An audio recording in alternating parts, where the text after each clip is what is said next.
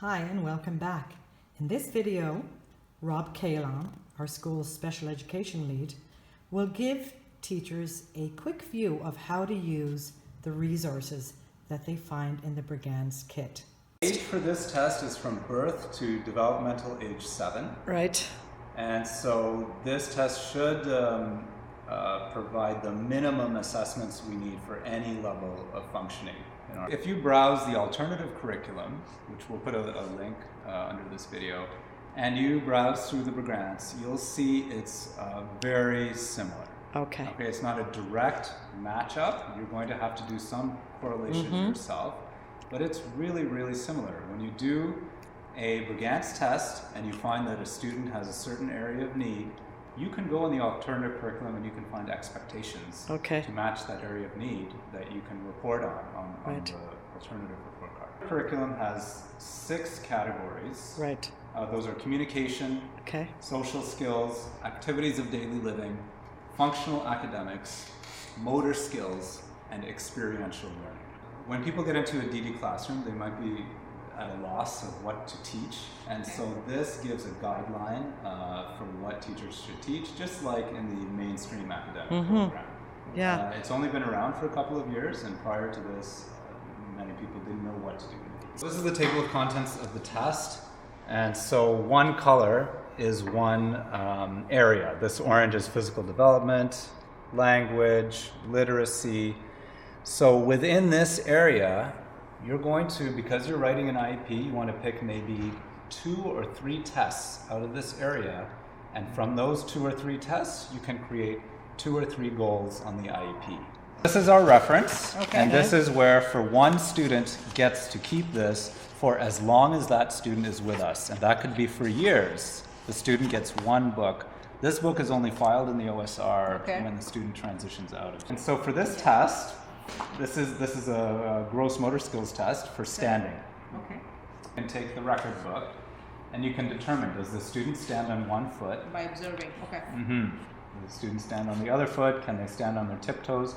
Now, if you can't give that command to the student and have them follow that command, you could, by observation, determine if this is the case, or by interviewing somebody who knows the student. So what they suggest when you're doing the test is if the student can do this skill, circle it.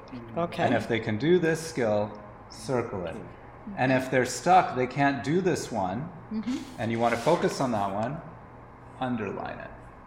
You could use this on the first page of the IEP for strengths and weaknesses. Okay. Yes. Yes, so there are strengths and then areas that you're going to be focusing on. Yes, and you're also putting this in the assessment section of the IEP. Okay. You're putting not detailed results, because you're probably going to end up doing about close to 20 tests. Okay. You're putting kind of a general statement saying that the person should check the page 3s to see the. So there isn't a limit. So you said 20. You might have 20 on there. Would that be too many? Like you're making that judgment. I'm saying if there are 6 alternative curriculum areas and you're doing about 3 tests each, you're going to be close to 20.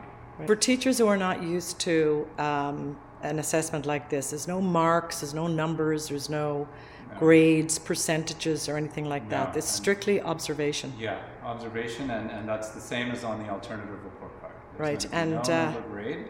The numbers might come in where you say the person was successful this many times out of this many trials, this percentage of the time, and with this level of support, with this level of prompting. Once you determine the areas where you want to set goals, the activities that you do, you don't want to just focus on these activities to build these skills, because these are typically isolated and pretty dull activities. So these are more rich, interesting, fun activities that use materials. This is where you can really get the backbone of your program. It tells you the kinds of things you might need to buy for your classroom to build the skills that we're testing in Brigance. So you're coming in mid-year, your goals on your IEP have already been set in September or October. So you don't want to switch gears here. You want to go look in the IEP and see what were the goals that were set.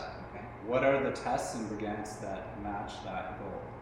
Even if the teacher, for whatever reason, had not used Brigance, maybe the student's coming from another program, another board, you start using Brigance using those. Student leaves you and you file this in OSR. The next teacher, and we've seen this in section, the teachers find it extremely helpful that they have the dates of every test. It's a standard way of communicating the history of the student in TDSB. See you next time.